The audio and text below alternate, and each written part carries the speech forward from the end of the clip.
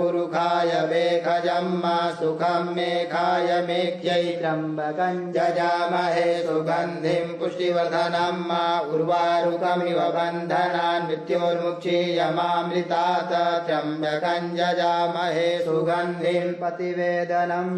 उर्वारुकमिव बन्धनादित्यो मुक्षीयमामुतः एतत्ते रुद्रावसन्तेन परो मुजवतोतिः अवतत धन्वा पिनाकावसः प्रतिभासा अहिगुंसन्नः शिवोतिः त्रायुखं जमदग्नेः कश्यपस्य त्रायुखं मा जदेवे कुत्रायुखं तन्नो अस्तु त्रायुखं मा शिवो नामा स्वधितिस्ते पिता नमस्ते अस्तु माहि गुंसेः निवर्तयाम्यायुखेन्नाद्याय प्रजननाय रायस्पोखाय सुप्रजास्त्वाय सुवीर्याय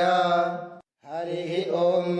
उग्रश्च भीमश्च ध्वान्तश्च धुनिश्च सासवाश्च भीगुवाच विक्षिपः स्वाहा अग्निगुंहृदयेन शनिगुंहृदयाग्रेण पशुपतिं कृष्णहृदयेन भवं जग्ना सर्वं तस्नाभ्यामीशानं मन्युना महादेवमन्तः परसव्येनो ग्रन्देवं वनिष्ठुना वसिष्ठानुः सिंहिनिकोसा उग्रं लोहितेन मित्रगुंसो वृतेन रुद्रं दौर्वृतेनेन्द्रं प्रक्रीडेन मरुतो बलेन साध्यान् प्रमुदा भवस्य कण्ठगुं रुद्रस्यान्तः पार्श्वं महादेवस्य जगत्सर्वस्य वनिष्ठुः पशुपतेः पुरी तथा लोमभ्यः स्वाहा लोमभ्यः स्वाहा त्वचे स्वाहा लोहिताय स्वाहा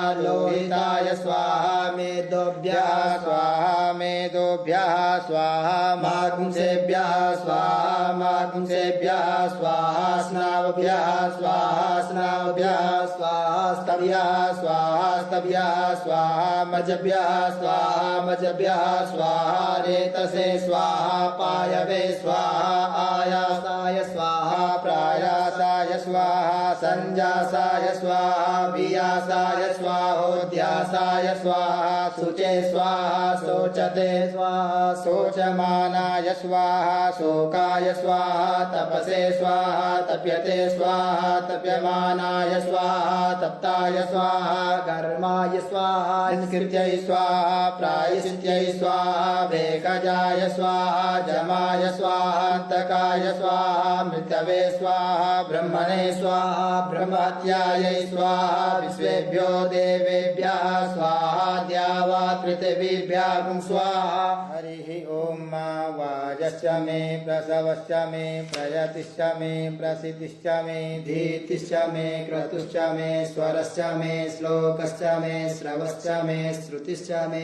ज्योतिश्च मे स्वश्च मे जज्येन कल्पन्तां प्राणश्च मे पानश्च मे व्यानश्च मे शुश्च मे चित्तञ्च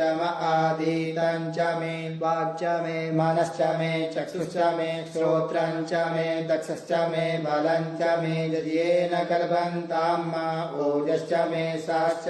आत्मा च मे तनुश्च मे शर्म च मे वर्म च मे गानि च मे स्थीनि च मे परुगुंकि च मे शरीराणि च आयुश्च मे जरा च मे यद्येन कल्पन्तां ज्येष्ठ्यञ्च आधिपत्यञ्च मे मन्युश्च मे भामश्च मे मश्च मे वश्च मे जेमा च मे महिमा च मे वरिमा च मे प्रतिमा च मे वरिकिमा च मे द्राघिमा च मे वृद्धं च मे वृद्धिश्च मे यद्येन कल्पन्तां